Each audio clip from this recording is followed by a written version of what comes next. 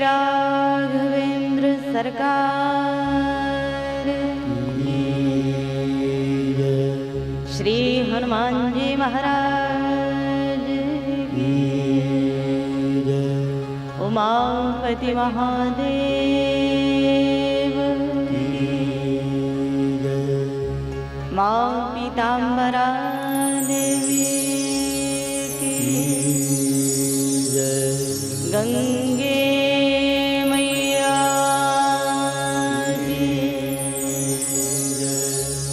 श्री हरिद्वार धाम,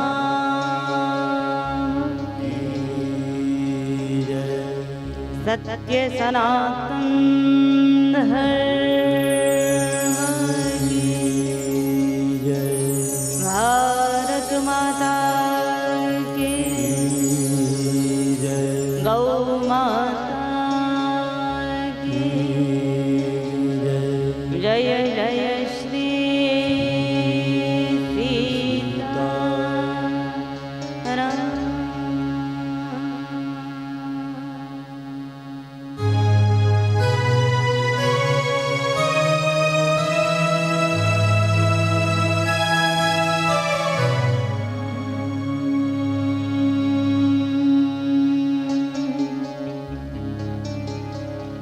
स्वस्ति श्री गणेशाय नमः।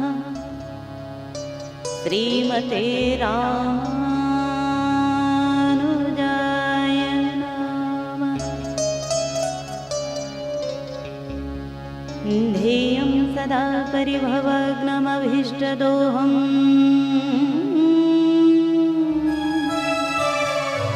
तीर्थास्पदं शिवविरञ्चिनुतं शरण्यम्। हृद्यार्तेऽहं प्रणतपालभवाब्धिपोतम् वन्दे महापुरुष ते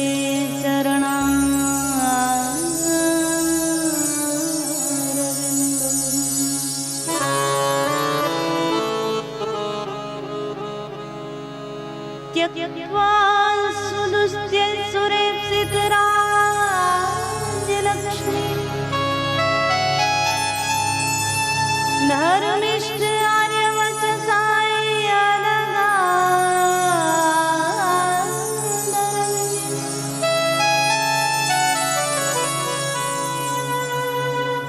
मायामृगं दैतेप्सितमनवधाव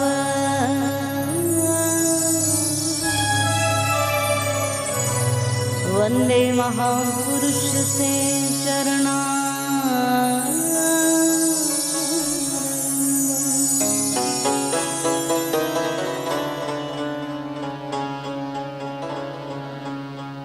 मनोजवं मारुततुल्यवेगं जितेन्द्रियं बुद्धिमतां वरिष्ठम् वातात्मजं वानरयूथमुख्यम्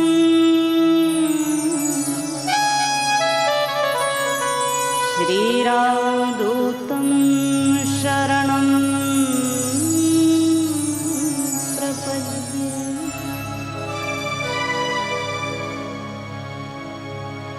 गुरुर्ब्रह्मा गुरुर्विष्णु गुरुर्देवो महेश्वर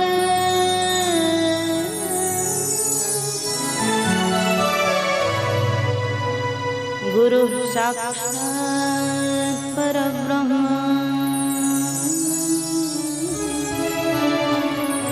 तस्मै श्री गुरुवे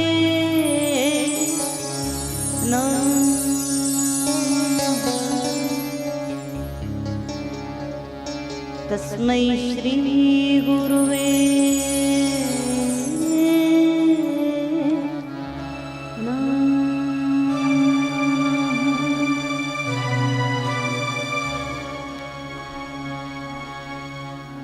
बोले भक्तवत्सल भगवान की,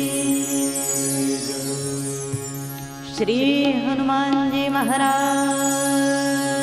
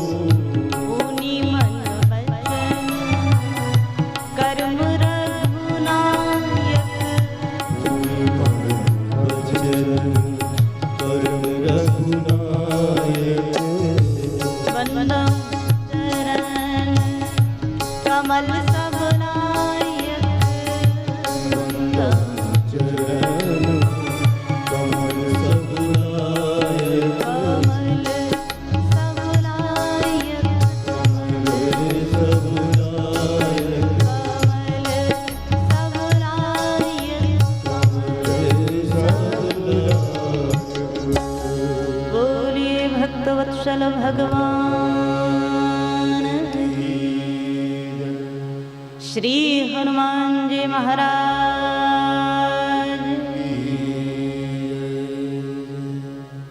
परम मंगलमय परम प्रभु परमात्मा श्री राम राघव मर्यादा पुरुषोत्तम भगवान परमात्मा श्री राघव के श्री चरणों में प्रणाम करते हुए भक्त प्रवर संत प्रवर श्री हनुमान जी महाराज के श्री चरणों में नमन करते हुए हम आप सभी लोग भगवत कृपा से भगवान के इस चरित्र कथा में राम कथा में आनंद के साथ विराजमान है। परमात्मा विशेष रूप से जीव को कभी कभी ऐसा संयोग प्रदान करते हैं और निश्चित रूप से हम आप सभी लोगों को ये 9 दिन के श्री राम कथा के माध्यम से वही सुंदर संयोग प्राप्त हुआ है। आए भगवान की कृपा में बैठकर भगवान के चरित्रों का रसपान करें, आज के सत्र का एक बार पुनः हम आप सभी लोग प्रारंभ करें। कल प्रारंभ के क्रम में हम आप सभी लोगों ने जहां से मन मस्तिष्क को एकाग्र किया था, एक बार पुनः चित्रकूट के वाल्मीकि आश्रम से हम आप सभी लोग प्रवेश करें।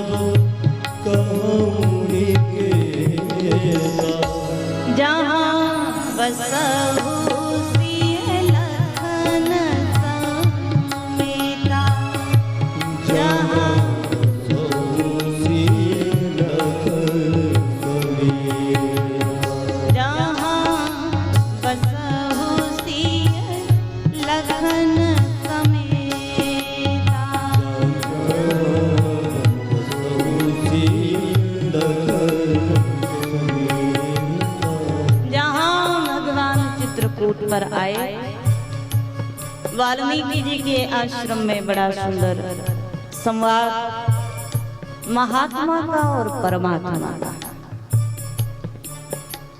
एक क्षण के लिए अपने मन को बुद्धि को एकाग्र करके हम आप सभी लोग चले वहां। कोशिश करो ये 3 घंटे जो हम आपको मिल रहे हैं, 3 साढ़े 3 घंटे थोड़ा सा मोबाइल का प्रयोग ना हो, शांति से एकाग्रता से आप श्रवण करेंगे तो श्रवण कराने में भी आनंद आता है, कहने में भी आनंद। भगवान चित्रकूट की भूमि में है। कल हमने इसकी पूर्व भूमिका का थोड़ा सा दर्शन किया। चित्रकूट तक भगवान कहां से निकलते हुए जा रहे हैं। जो लोग कहते हैं परमात्मा दुर्लभ है, जो लोग कहते हैं भगवान बड़ी मुश्किल से मिलते हैं, उन लोगों के लिए मानस में ये प्रसंग बड़ा सुंदर है। भगवान अनेक छोटे छोटे गांव कस्बों के करीब से गुजर रहे हैं और जहां जहां जो लोग श्रवण कर रहे हैं वो सब दौड़ पड़ते हैं भगवान की सुंदर झांकी का दर्शन करने। मानसकार ने क्या सुंदर कहा, जब भगवान की सुंदरता का दर्शन करते हैं, जब भगवान के सौंदर्य को देखते हैं तो दृष्टि है भगवान के ऊपर और बुद्धि में अपने आप को बड़ा सौभाग्यशाली मानने लगते, चिंतन अपना शुरू हो जाता है। हमारा कितना बड़ा सौभाग्य जो भगवान घर बैठे ही दर्शन देने के लिए आ गए। मानस के उसी क्रम का दर्शन हम आपसे सुनत तीर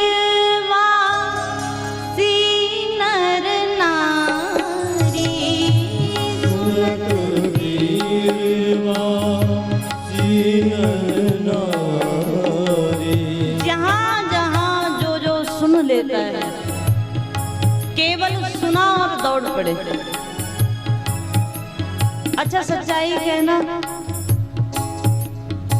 यहाँ श्री राम कथा का आयोजन है, कितने लोगों को पता नहीं होगा,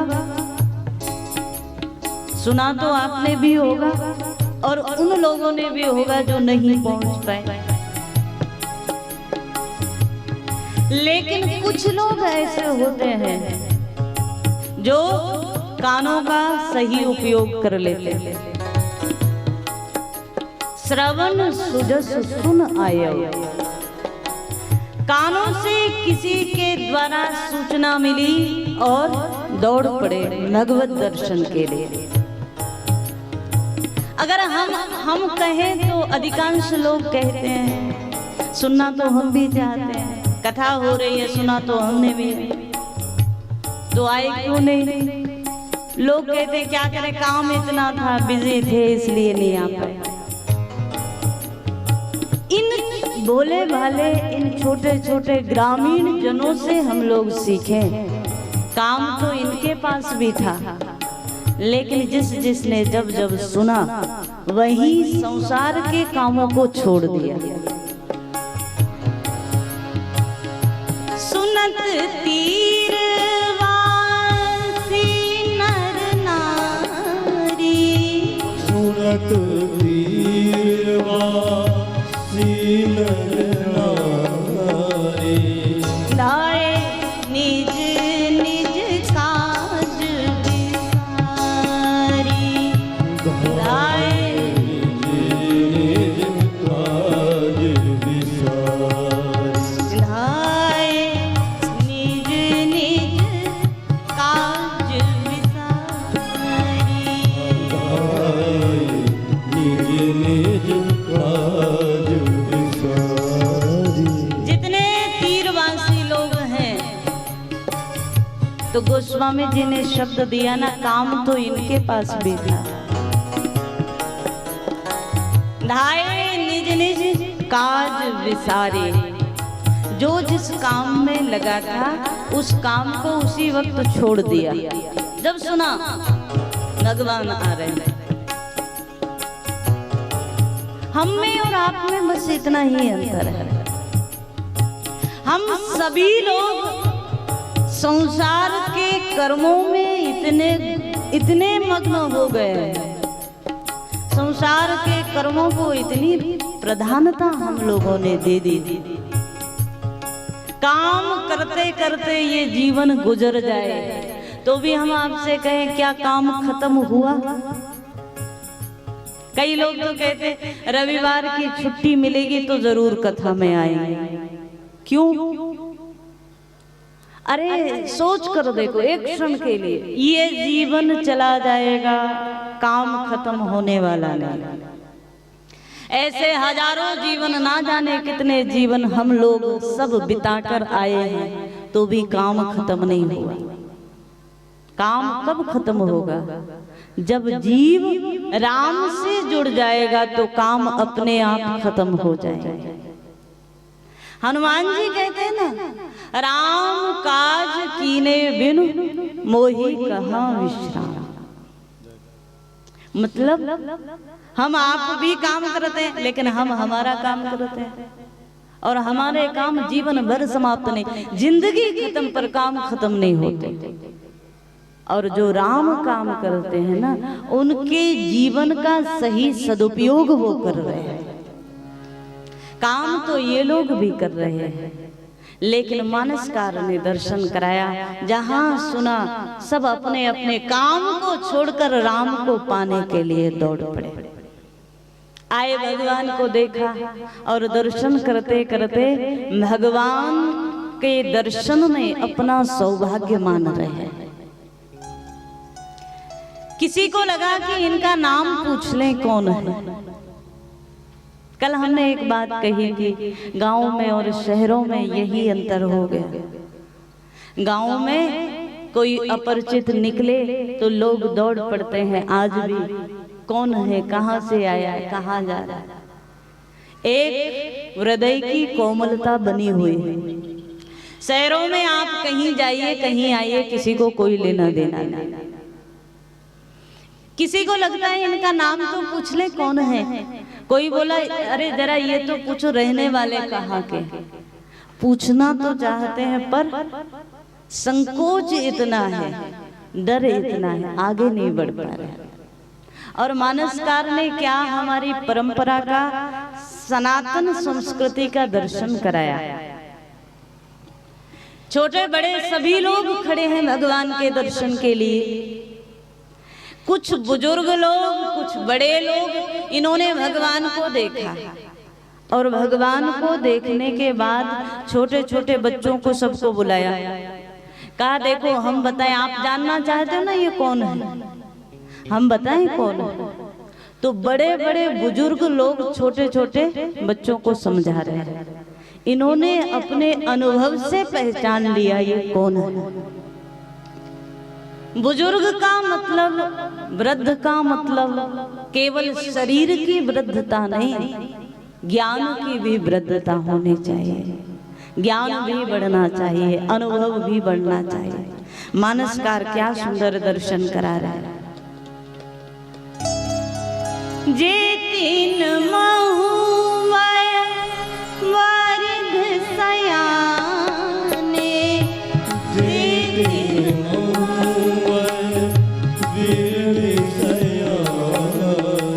जो वयोवृद्ध थे ना, सयाने थे। कई लोग तो आप देखो, बुरा मत मानना पर सच्चाई, कई लोग तो दुनिया में कब आए, कब बड़े हो गए, कब उनकी युवा अवस्था चली गई, कब वृद्धावस्था आ गई, कुछ पता ही नहीं, ऐसे ही बस जिए जा रहे हैं। क्यों जी रहे ये भी नहीं पता। मानसकार कहे ये वो बुजुर्ग है, ये वो वयोवृद्ध है जो सयाने भी है, जिन्होंने जीवन में अनुभव एकत्रित किया। केवल शरीर से वृद्ध मत होइए, शरीर से तो आपको कुछ नहीं करना पड़ता, वो समय अपने आप आपको बालपन से युवा कर देगा, युवा से वृद्ध बना देगा। काल की गति है, उसमें आपको कुछ नहीं करना। लेकिन हाँ, सबसे ज्यादा चिंतन का विषय यही होना चाहिए, अवस्था बढ़े तो अवस्था के साथ साथ प्रत्येक घटना से कोई शिक्षा लेनी चाहिए, प्रत्येक स्थिति से कुछ सीखना चाहिए, ज्ञान भी बढ़ना चाहिए। मानस में वो सयाने लोग, वो अनुभववान लोग बोल रहे हैं जिन्होंने अपने अनुभव से भगवान को पहचान लिया।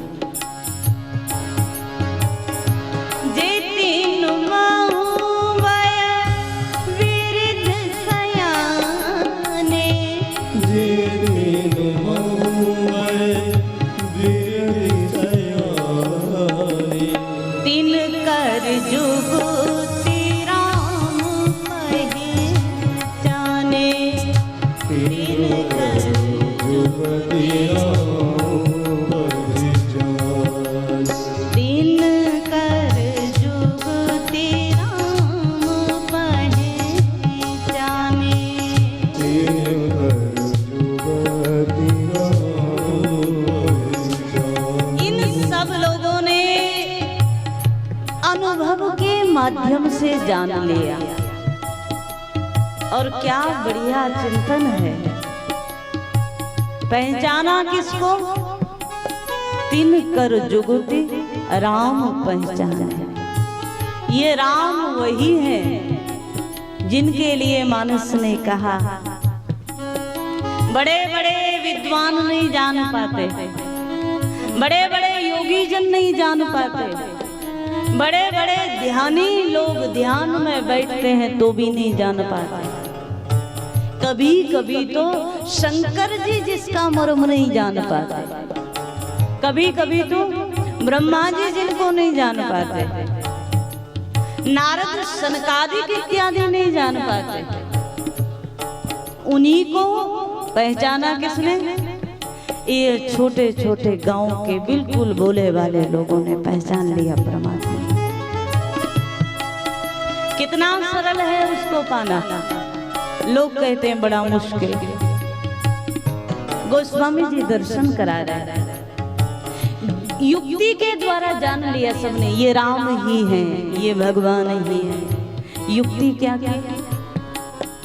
अब इनको पता तो है नहीं, लेकिन ये वृद्ध लोग हैं ना, अपने जीवन के अनुभव से एक एक भगवान के शरीर के अंग प्रत्यंग को देखकर, भगवान के एक एक व्यवहार को देखकर इन्होंने परमात्मा को पहचान लिया। मुनि धीर योगी सिद्ध संतत विमल मन जही ध्यावहि, जिसके लिए मानसकार ने कहा, शंकर जी ने कहा, ये वही परमात्मा है। बड़े बड़े नहीं पहचान पाते और इन छोटे छोटे लोगों ने पहचान लिया भगवान को।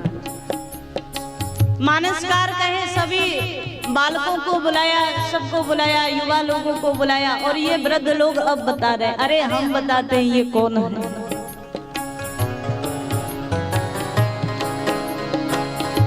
सकल कथा दिन सबहि सुनाई, सकल कथा दिन सबहि सुनाई, बनहि चले पितु आयसु पाई,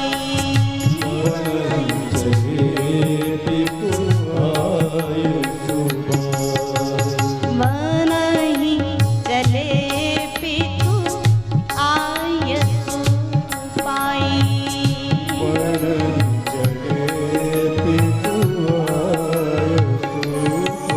बड़े बड़े बुजुर्ग लोगों ने युवा लोगों को समझाया, बालकों को समझाया, अरे ये वही है जिनके विषय में हमने सूचना पाई थी। क्या? पिता की और माँ की आज्ञा को मानकर भवन का सुख त्याग कर वन के लिए चल दिए, ये वही राम है। और यहाँ संकेत ये भी है, बुजुर्ग लोग समझा रहे हैं ना, तो इसमें एक संकेत प्यारा सा ये भी है कि देखो आप सब भी किसी न किसी की संतान हैं और ये भी किसी की यहाँ अवधेश के पुत्र बन करके आए हैं। पिता और माँ के वचन के लिए सर्वस्व त्याग करके वनवासी बन करके चल दिए, तो संकेत किया आप भी किसी की संतान है ना। माता पिता के वचन को पालन करने का कभी कभी किसी सौभाग्यशाली पुत्र को मौका मिलता है, सबको नहीं मिलता। घर में माता पिता हो ना तो सेवा जरूर करना, क्योंकि कभी कभी किसी सौभाग्यशाली को सेवा का मौका मिलता है। जिस दिन माता पिता घर से चले जाते हैं ना, परलोक गमन कर जाते हैं, उस दिन याद आती है, उस दिन याद करते हो। जब तक मिला है मौका तब तक पालन करना उनके आदेश का, सेवा करना। और ये भगवान की ओर संकेत करके सिखा रहे हैं, भगवान की ओर संकेत करके बता रहे हैं। परमात्मा राम को आज हम आप सब लोग भगवान मान करके प्रणाम करते हैं, पूजते हैं। क्यों? भगवान ने हम आप सबको जो जीवन दिया, राम आए थे हम आप सबके लिए, राम आए थे हम आप सबको सिखाने के लिए। क्या? हम मानव बनकर तो आ गए, पर मानव सही अर्थों में बन नहीं पाए। मानव में मानवता नहीं तो मानव नहीं है। ईश्वर को मानव रूप में आना पड़ा, तो कहीं ना कहीं हम आपको मानव बनाने के लिए भगवान खुद सिखाते हैं क्या करना चाहिए। प्रातः काल उठ के रघुनाथा, प्रातः काल उठ के रघुनाथा, मातु पिता गुरु नावहि माथा, मातु पिता गुरु नावहि माथा।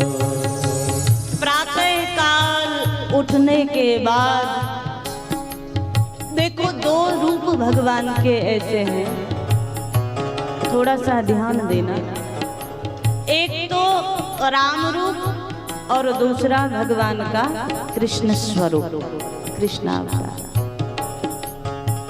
दोनों अवतार मानवता के लिए हुए, मानव के लिए हुए, पर दोनों में बड़ी पृथकता है।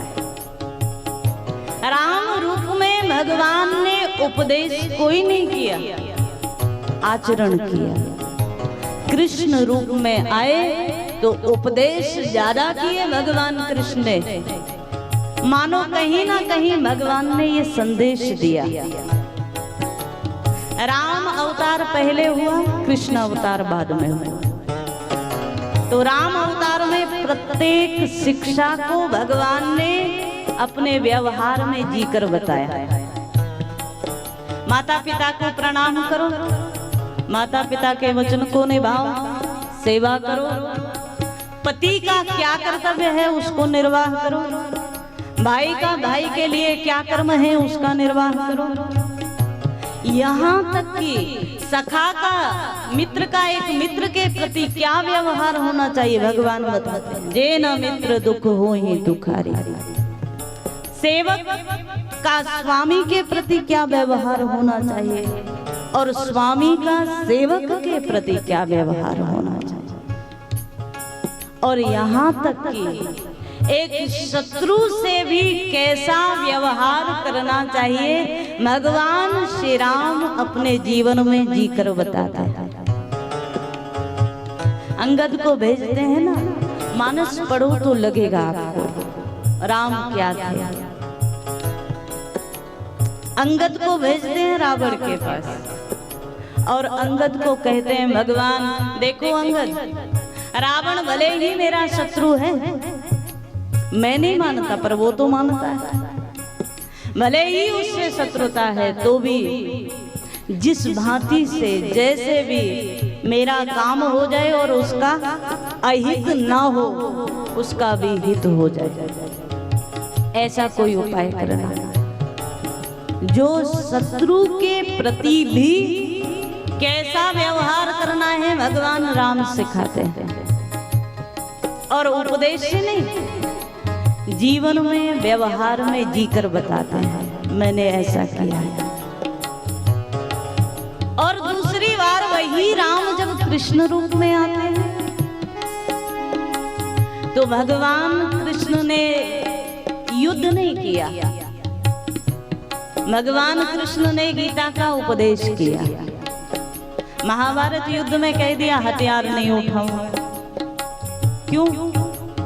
राम अवतार में आए थे तो युद्ध करके बताया, बाद में कृष्ण अवतार में आए तो युद्ध की शिक्षा दी, धर्म युद्ध करो अर्जुन। उपदेश देने का भी अधिकार उसी को है जिसने जीवन में जी लिया, जिसने अपने जीवन में उतारा नहीं, जिसने अपने व्यवहार में शिक्षा को उतारा नहीं, उसको उपदेश करने का अधिकार नहीं है। एक संत बड़ी प्यारी बात है, आज समाज में उपदेशक ज्यादा है, इसीलिए चिंतनीय है। उपदेश करने का अधिकार तभी है जब हम जीना सीख जाएं। अधिकांश लोग वक्तव्य को प्रभावशाली बनाने में लगे हैं। हमारा वक्तव्य ज्यादा से ज्यादा प्रभावशाली हो तो लोगों को लगता है ज्यादा से ज्यादा लोग प्रभावित होंगे। पर एक संत का बड़ा प्यारा भाव है, वो कहते हैं तुम्हारा वक्तव्य नहीं, तुम्हारा व्यक्तित्व लोगों को प्रभावित करेगा। जिस दिन तुम्हारा व्यक्तित्व सही हो जाएगा, समाज सुधरता चला जाएगा, अनुकरण करता चला जाएगा। हम आप सब उपदेश देने के अधिकारी नहीं हैं, हम लोग व्यवहार में पालने के अधिकारी हैं, वक्तव्य ने व्यक्तित्व को सुधारने के अधिकारी। यहाँ मानसकार ने जो दर्शन कराया, ये छोटे छोटे सब ग्रामीण जन, बड़े बड़े लोग आज बता रहे हैं भगवान ने क्या किया। माता पिता के वचन को पालने के लिए घर छोड़ दिया और जहां सुना लोग रुदन करने लगे। देखो, इनसे भगवान का कोई संबंध है? इनसे राम जी का कोई सीधा सीधा नाता है? कोई भाई है, कोई सखा है, कोई है? कोई अभी अभी गांव के निकट से निकले थे, अभी अभी इन्होंने दर्शन किया है। दर्शन करने के बाद इनकी जब सारी कथा सुनी तो आज ये लोग जो बिल्कुल अपरिचित हैं वो लोग भी भगवान के दुख में दुखी हो गए। राम जी के प्रति इनके हृदय में कष्ट आ गया। और मानस में तो लिखा है, कई लोग तो बोलने लगे, अरे वो माता पिता कैसे होंगे जिन्होंने इनको वन दे दिया। अश्रुधारा बहने लगी, हृदय से प्रेम निकलने लगा, करुणा निकलने लगी। यही मानवता की पहचान है। अपने दुख में तुम दुखी हो लो, कोई बड़ी बात नहीं है, लेकिन किसी, और वो भी संबंधी नहीं है, कोई अनजान व्यक्ति और अनजान व्यक्ति के कष्ट को सुनकर तुम्हारे हृदय में पीड़ा होने लगे तो समझ लेना भगवान की बड़ी कृपा है आपके ऊपर। वरना तो आज लोगों के हृदय से बिल्कुल सहानुभूति खत्म होती जा रही है, हृदय का भाव मिटता जा रहा है। अपनों के प्रति भी लोगों के मन में करुणा नहीं है, अपनों के प्रति भी दया नहीं है। यहाँ ये लोग पराए अनजान लोगों को देखकर, भगवान को देख करके रो पड़े। सब कैसे माता पिता होंगे जिन्होंने इनको वन दे दिया।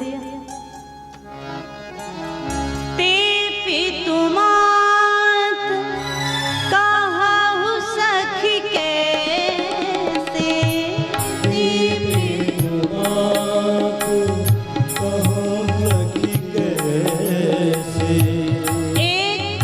माता दूसरी माँ से बोलने लगे। करुणा का विषय आए, दया का विषय आए तो आप लोगों से आगे माताएं होती हैं, इसमें कोई दो राय नहीं। स्त्री को करुणा का प्रतीक माना गया है, सुनाया सबको था, ऐसा ऐसा हुआ है इनके साथ, बनाना पड़ा। अवध का राज छोड़कर, भवन छोड़कर, सुख वैभव छोड़कर, नंगे पैर चलते हुए भगवान को जाते हुए जब देखा तो किसी माँ के वचन है, कोई महिला बोल रही है।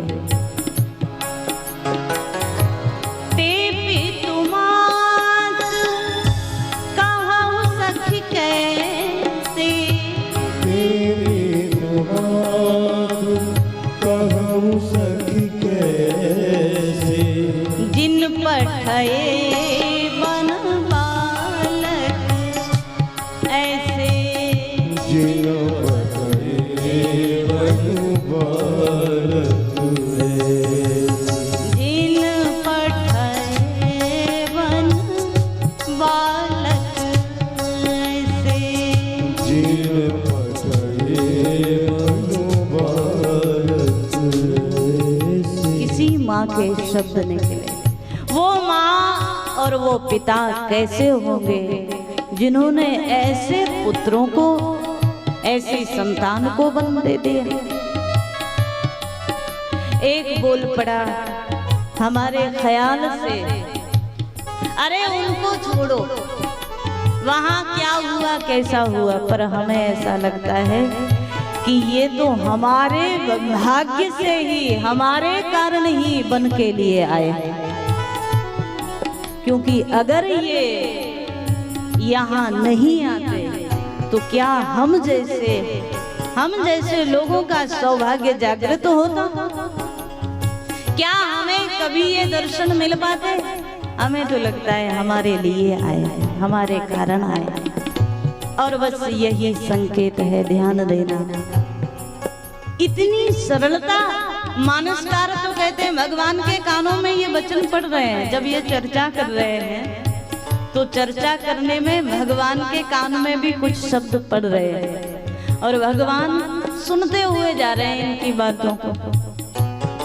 परमात्मा इतने आनंदित हो रहे हैं जैसे बड़े बड़े विद्वान लोग भगवान की स्तुति करते हैं ना, बड़े बड़े संस्कृत के स्तोत्रों से भगवान को मनाते हैं, तब भी भगवान इतने प्रसन्न नहीं होते होंगे जितने प्रसन्न आज भगवान इन छोटे छोटे ग्रामीणों की सरल भाषा को सुनकर प्रसन्न हो रहे हैं। यही तो भाव है, सरल बनो, सीधे बनो, सज्जन बनो, मन की निर्मलता बनाओ, भगवान से कभी मांगो आपकी कृपा हमें मिले, आपका प्रेम हमें मिले।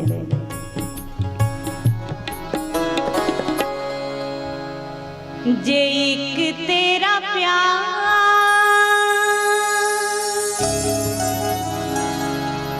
सांवलिया मेरी सरकार, मैनू मिल जावे मैं दुनिया तो होर की लेना। जे एक तेरा प्यार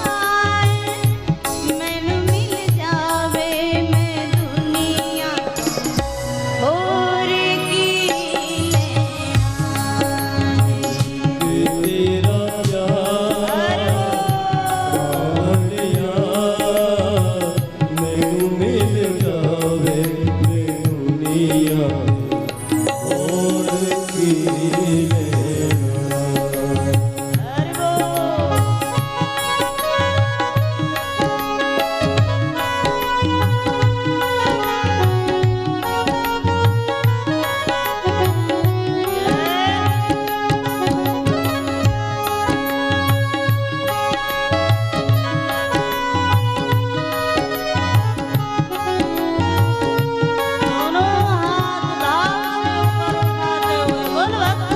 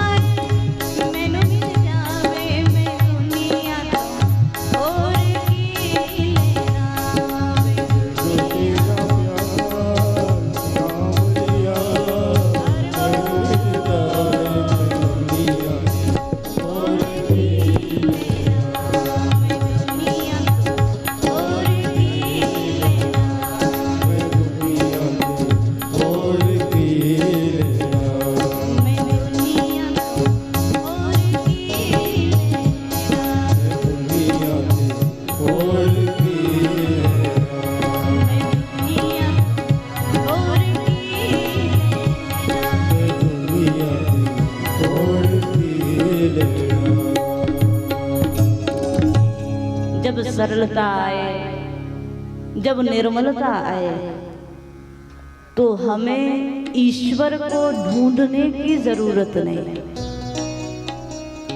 फिर ईश्वर खुद चलता हुआ हमारे दरवाजे तक आएगा। मानसकार दर्शन करा रहे हैं। चित्रकूट यात्रा में भगवान ने अनेक अनेक सरल सरल लोगों को बड़ा सुंदर अपना दर्शन का दिव्य अनुभूति सब लोगों को प्रदान की। बाद में भगवान चित्रकूट पर आए मानस के कथाक्रम की ओर हम आप सभी लोग आज पूज्यपाद गोस्वामी जी महाराज श्री रामचरित के माध्यम से, मानस के माध्यम से दर्शन करा रहे हैं। प्रयाग की भूमि में दो परम संत भरद्वाज जी और याज्ञवल्क्य जी दोनों के बीच चर्चा प्रारंभ हुई। और ये नियम है, जब संसारियों के बीच चर्चा होती है तो संसारियों के बीच काम चर्चा होती है, और संतों के बीच कोई चर्चा होती है तो राम चर्चा होती है।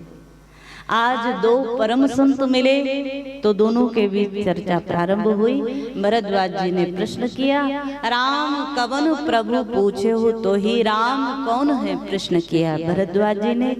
और इस प्रश्न के उत्तर में ही संपूर्ण मानस की कथा आती है।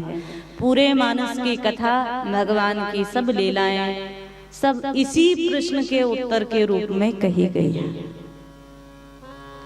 याज्ञवल्क्य जी ने देखा, मुस्कुराए, भरद्वाज जी वैसे तो आपने जो प्रश्न किया है वो मूर्खों वाला प्रश्न है। मूढ़ लोग पूछते हैं राम कौन। आजकल तो जितना राम के ऊपर प्रश्न चिन्ह लगता है और किसी के ऊपर लगता भी नहीं है ना। जहां देखो वहां लोगों ने राम को मुद्दा बना लिया है। बड़ा मुश्किल, इससे ज्यादा और क्या आश्चर्य का विषय होगा। लोग कई बार तो यहाँ तक कह देते हैं कि भारत में राम का जन्म हुआ ही नहीं। इससे ज्यादा और क्या होगा। कई लोग तो यहाँ तक बोल देते हैं राम तो कल्पना में कभी रहे हैं, वाल्मीकि जी की कल्पना रही है, राम जैसा कोई पात्र कभी हुआ ही नहीं। हाँ, मैं इतना कह सकता हूँ, एक बार भगवान शंकर ने भगवती पार्वती जी को जो सुनाया था उनका भी प्रश्न यही था जो आपने मुझसे किया, वही प्रश्न पार्वती जी ने शंकर जी से किया था। मैं आपको वो पूरा प्रसंग सुना देता हूँ जो शंकर जी ने पार्वती जी से कहा। भरद्वाज जी बोले, महाराज पार्वती जी को शंकर जी से पूछने की क्या जरूरत पड़ गई, कारण क्या बना। तो यहाँ से याज्ञवल्क्य जी प्रारंभ कर रहे हैं मानस में।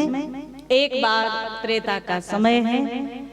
मानस के अनुसार और अन्य ग्रंथों के अनुसार प्रत्येक कल्प में भगवान राम रूप में आते हैं अवतार लेकर। कल्प कल्प लगी प्रभु अवतारा। तो एक कल्प की घटना यहाँ मानस में दी है। एक बार त्रेता का समय आया, भगवान अयोध्या में राम रूप में अवतार लेकर के आए। आज परमात्मा श्री राम, विवाह भी भगवान का हो गया, विवाह के बाद वनवास की घटना भी घट चुकी है और मानस की वहां की झांकी का दर्शन गोस्वामी जी महाराज करा रहे हैं याज्ञवल्क्य जी के माध्यम से भरद्वाज जी को। जब भगवान वन में हैं, जानकी जी का हरण हो गया, लक्ष्मण और भगवान श्री राम दोनों जानकी जी को खोज रहे हैं दंडकारण्य में। उस समय की लीला है, मानसकार दर्शन करा रहे हैं। उस समय अगस्त महात्मा के यहाँ श्री राम कथा का आयोजन किया गया। भगवान शंकर कैलाश पर हैं। कैलाश पर शंकर जी को कहीं से सूचना मिली, बड़ी सुंदर कथा चल रही है। अगस्त महात्मा भगवान की कथा सुना रहे हैं। शंकर जी तो मानो जहाँ कथा मिले, कथा के रसिया हैं शिव, दौड़ पड़े। शंकर चले तो आज सती जी भी साथ में चल रही है। और मानस का बड़ा प्यारा प्रसंग गोस्वामी जी आज शंकर और सती के रूप में दर्शन करा रहे हैं।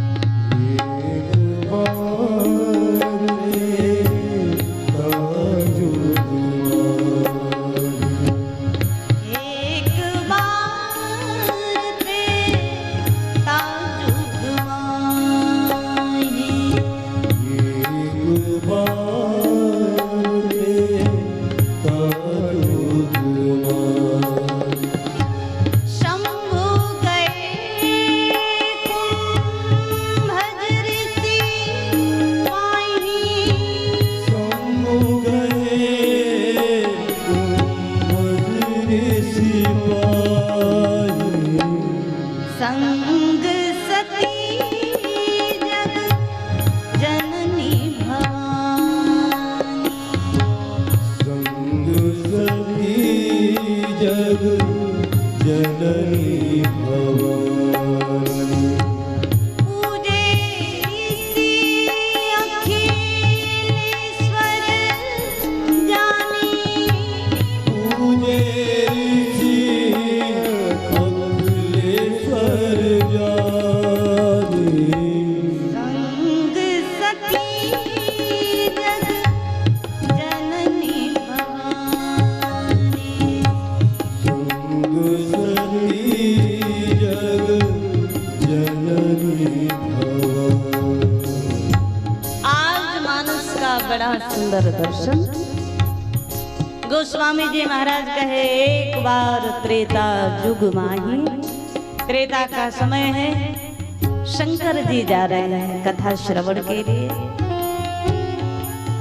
एक बार शंकर गए हो ऐसा नहीं, शंकर तो रोज जाते हैं, लेकिन आज की घटना में एक विशेषता है और वो विशेषता ये है संग सती जग जननी भवानी। आज के प्रसंग में आज शंकर जो जा रहे हैं उसमें एक विशेषता है, सती साथ में है। मतलब शंकर रोज जाते हैं कथा में, कथा मात्रिक जीवन। कई ऐसे लोग हैं जिनके लिए कथा ही जीवन है। जैसे हम लोग कहते हैं ना, बगैर खाए हम जिंदा नहीं रह सकते। ऐसे ही जिन लोगों को लगे बिना भजन के प्राण निकल जाएगा, बिना सत्संग के, बिना भगवान की चर्चा के अभी प्राण निकल जाएगा, हम जिंदा नहीं रह सकते, तो समझना ये भगवत प्रेमी है।